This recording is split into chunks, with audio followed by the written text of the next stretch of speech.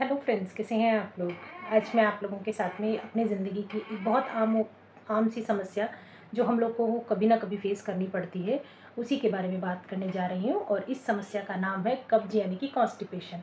Constipation का सामना हम लोग अक्सर कर लेते हैं क्योंकि हमारी जो लाइफस्टाइल है वो बहुत चेंज हो चुकी है। तो आज मैं अकॉर्डिंग टू आयुर्वेदा आपको कॉन्स्टिपेशन का ट्रीटमेंट और इसके कारण और सब चीज़ आपको विस्तार से बताने वाली हूँ। प्लीज़ लास्ट तक वीडियो को कंटिन्यू वॉच कीजिएगा। तो आयुर्वेद में जो कब्ज है यानी कि कॉन्स्टिपेशन है, उसको बंद कहा जाता है और यह वात दोष के इम्बैलेंस की वजह से उत्पन्न होने वाली एक मेन प्रॉब्लम होती है। मतलब कॉन्स्टिपेशन जो होता है वो वात की व्याधि होती है।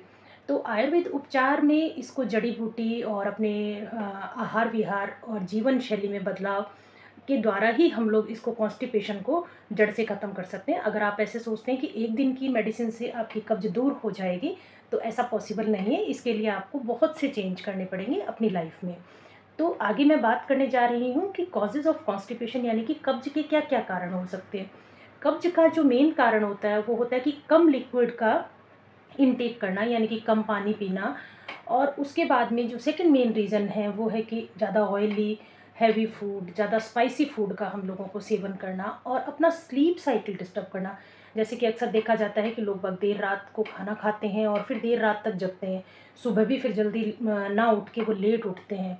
और आजकल जो एक एक्सरसाइज ना करने की जो ट्रेंड चल पड़ा है यानी कि शारीरिक गतिविधियों की कमी हो जाती है, तो उससे भी कॉन्स्टिपेशन कहीं न कहीं हम लोगों को देखने को मिलता है। फिर हम लोग अगर स्ट्रेस में रहते हैं, तो भी हमारी गट हेल्थ इफ़ेक्ट होती है।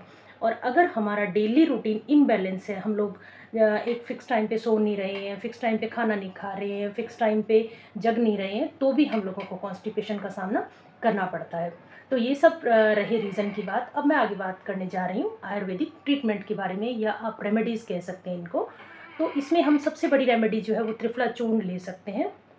कि रात को सोने से पहले अगर 1 चम्मच त्रिफला चूर्ण गुनगुने पानी के साथ अगर हम लोग लेते हैं, तो ये कुछ ही दिनों में हमारी गट हेल्थ को बहुत इम्प्रूव कर देता है। ये हमारे स्टूल को तो क्लीन करेगा ही करेगा, ये हमारी गट को साफ़ करेगा, साथ ही साथ हमारा जो एक डाइजेस्टिव फायर है उसको भी बहुत हद तक इम्प्रूव कर देता है। तो इसीलिए त्रिफला जो होता है वो हमारे तीनों दोषों को बैलेंस करता है और साथ ही साथ हमें ओवरऑल हेल्दी भी बना देता है। अब जो नेक्स्ट मेडिसिन या नेक्स्ट रेमेडी जो है वो है हमारी इसबगोल की भूसी यानी कि इसबगोल हस्क। इसकी आप 1 या 2 चम्मच इसबगोल को गुनगुने दूध या पानी के साथ रात में लें सोते समय, तो सुबह आपका जो स्टूल होता है वो बिल्कुल सॉफ्ट होकर और पास करने में आपको बहुत आसानी रहेगी। तो इसबगोल का भी आप यूज़ डेली कर सकते हैं, इससे आपको कोई साइड इफ़ेक्ट नहीं होगा। इसके बाद में जो थर्ड रेमेडी मैं आपको बताने जा रही हूँ वो होती है गुड़ और घी का प्रयोग।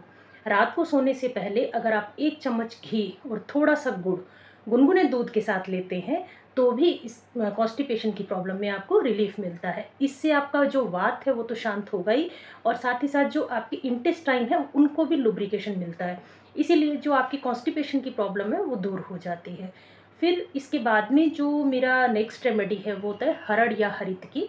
इसमें हरड़ के चूर्ण को आयुर्वेद में हरितकी के लिए बहुत अच्छी-अच्छी बातें कही है कि एक पल को माता फिर भी कुमाता हो सकती है, लेकिन हरड़ हमें नुकसान नहीं दे सकती। इसी हरड़ के हम लोग कॉन्स्टिपेशन में अगर शहद या गर्म पानी के साथ देते हैं, तो भी हमें कॉन्स्टिपेशन में आराम मिलती है। तो ये सब बातें रही हमारी रेमेडीज़ के बारे में। अब आगे मैं डाइट प्लान की बात करती हूँ कि जितना हो सके आपको ज़्यादा से ज़्यादा लिक्विड इनटेक करना चाहिए। और अपने फूड में आपको ज़्यादा फाइबर जैसे कि पपीता है, अमरूद है, सेब है और हरी सब्जियां हैं, ये सब ज़्यादा से ज़्यादा आपको लेना चाहिए। और अब जहाँ तक अनाज की बात है, तो अनाज में आप जो बाजरा, गेहूँ ये सब चीज़ शामिल कीजिए। आप राइस को अवॉइड कीजिए क्योंकि राइस से बहुत ज़्यादा कॉन्स्टिपेशन होता है। और उसके बाद में जो आपका नाइट का जो खाना होता है वो आप जल्दी करें और हल्का करें, जिससे कि आपको फूड डाइजेशन में बहुत आराम मिले। इसके अलावा आप योग का अभ्यास कीजिए। सुबह-सुबह उठकर करीबन 1 से डेढ़ ग्लास हल्का गुनगुना पानी पीजिए। और अकॉर्डिंग टू आयुर्वेदा अगर आप मलासन में बैठते हैं या त्रिकोणासन में बैठते हैं, तो आपकी जो कॉन्स्टिपेशन की प्रॉब्लम है वो निश्चित ही दूर हो जाएगी। तो ये रही बात आज कॉन्स्टिपेशन की ट्रीटमेंट के बारे में। अगर आपको वीडियो पसंद आया हो तो प्लीज़ लाइक कीजिए, शेयर कीजिए और कमेंट कीजिए और चैनल को सब्सक्राइब कीजिए। Thank you for watching.